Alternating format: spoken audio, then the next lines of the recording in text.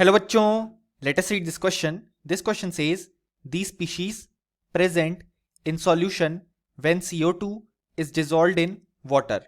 और हमारे ऑप्शंस हैं option A CO2, H2CO3, HCO3 minus, CO32 minus. Option B H2CO3, CO32 minus. Option C CO32 minus, HCO3 minus. Option D CO2, H2CO3.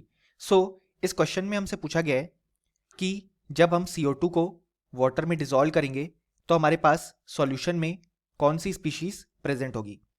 So इस question को solve करने के लिए हमें जो की कॉन्सेप्ट रिक्वायर्ड है वो है dissolution of CO2 in water.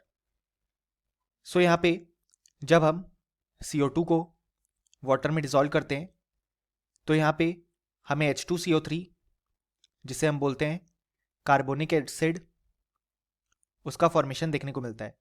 अब ये जो रिएक्शन है वो रिवर्सिबल रिएक्शन है, यानी कि हमारे पास सॉल्यूशन में CO2 प्लस H2O दोनों ये भी प्रेजेंट होंगे एंड उनका प्रोडक्ट जो फॉर्म हुआ H2CO3 वो भी प्रेजेंट होगा. अब यहाँ पे जो कार्बोनिक एसिड है वो एक डायबेसिक एसिड होता है, क्योंकि हम देख सकते हैं यहाँ पे इसके पास दो रिप्लेसेबल H प्लस आयंस है.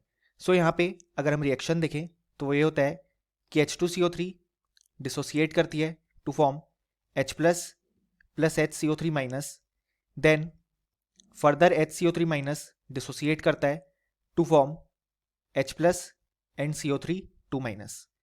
सो अब अगर हम देखें तो हमारे पास सॉल्यूशन में CO2 भी प्रेजेंट होगा, देन H2CO3 भी प्रेजेंट होगा एंड कुछ अमाउंट ऑफ H2CO3 जब डिसोसिएट होगा तो HCO3 माइनस भी प्रेजेंट होगा एंड उसमें से कुछ अमाउंट जब फर्दर डिसोसिएट होगा तो CO3 2 माइनस भी प्रेजेंट होगा. ऑल्दो हमारे पास H प्लस भी प्रेजेंट होगा, वो तो ऑब्वियस है क्योंकि हमने वाटर लिया है. सो अगर हम बाकी स्पीशीज की बात करें अकॉर्डिंग टू ऑप्शन, सो हमारे पास जो करेक्ट आंसर हो जाएगा वो हो जाएगा यहाँ पे ऑप्शन ए, जिसमें गिवन है CO2, H2CO3, HCO3 माइनस और CO3 2 माइनस. सो फाइनली हमें बोल सकते हैं कि इस क्वेश्चन का हमारे पास जो करेक्ट आंसर आया वो आया option A. Hope you understood it well.